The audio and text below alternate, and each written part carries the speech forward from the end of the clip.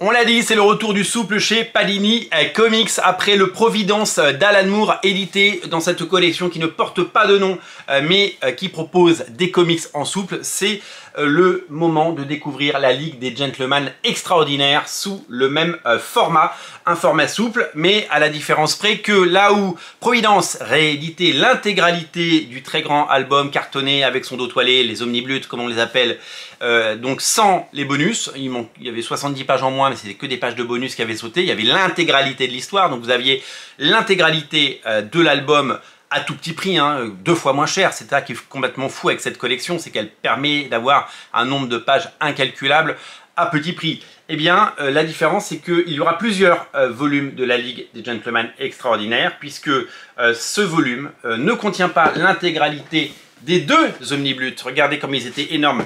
Je vous rappelle que l'intégralité de la Ligue des Gentlemen Extraordinaires avait été édité dans ces 2 énormes pavés, sortis quasiment coup sur coup, qui reprenaient eh bien, les bouquins de Alan Moore et Kevin O'Neill, le regretté Kevin O'Neill.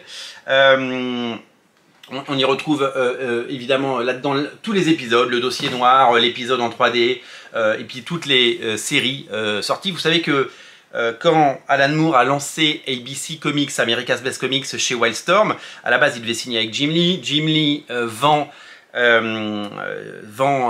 Wildstorm à DC, donc Alan Moore qui s'était promis de ne plus jamais travailler pour DC Comics se retrouve à être édité par DC Comics. Et au moment de lancer ses propres séries, un choix s'impose à lui. Est-ce qu'il va avoir les droits de ces séries ou non?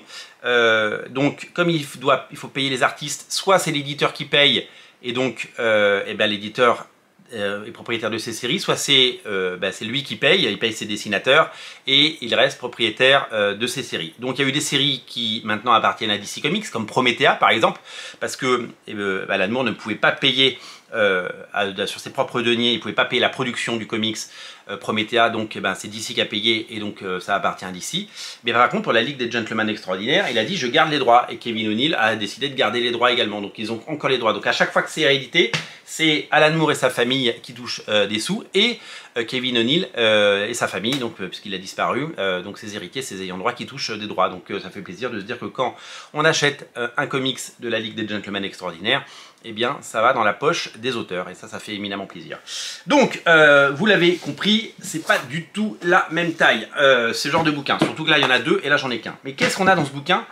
Qu'est-ce qu'on a dans ce bouquin? On a tout simplement, je vais dire, la substantielle moelle, celle qui a inspiré le très mauvais film, peut-être l'avez-vous vu, avec Sean Connery, qui a existé.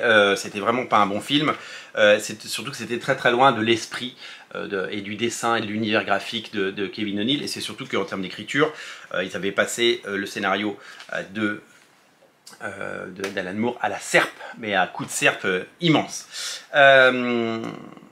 La différence, c'est que dans ce bouquin, celui que j'ai dans les mains, celui qui vient de sortir chez Panini Comics, vous avez seulement, pour le dire, parce qu'il faut bien commencer quelque part, les 2 premiers volumes, donc la première série et la deuxième série tout simplement, donc la Ligue des Gentlemen Extraordinaires volume 1 et volume 2. Sachez que le volume 1 date de l'année 2000, ça fait plus de 25 ans, c'est taré de se dire ça, et la deuxième mini-série est arrivée en 2002, et donc a touché un grand nombre de lecteurs, puisqu'il y en a eu beaucoup entre les one-shots, entre les séries courtes, entre les volumes complets, il y a eu de quoi faire 2 énormes tomes. Donc voilà, donc pour le moment, je n'ai pas d'annonce de sortie d'une potentielle suite de cette Ligue des Gentlemen Extraordinaires, mais si vous prenez ce volume, qui vous coûtera beaucoup moins cher que les gros volumes en omnibus, ça on est sur un prix tout à fait raisonnable, vous allez pouvoir découvrir les 2 premiers volumes, et donc peut-être ce qu'ils ont fait de meilleur. Alors évidemment, toute la série est de qualité, mais c'est vrai que les débuts sont exceptionnels comme souvent, avec plein d'idées, et vous allez adorer suivre cette histoire qui...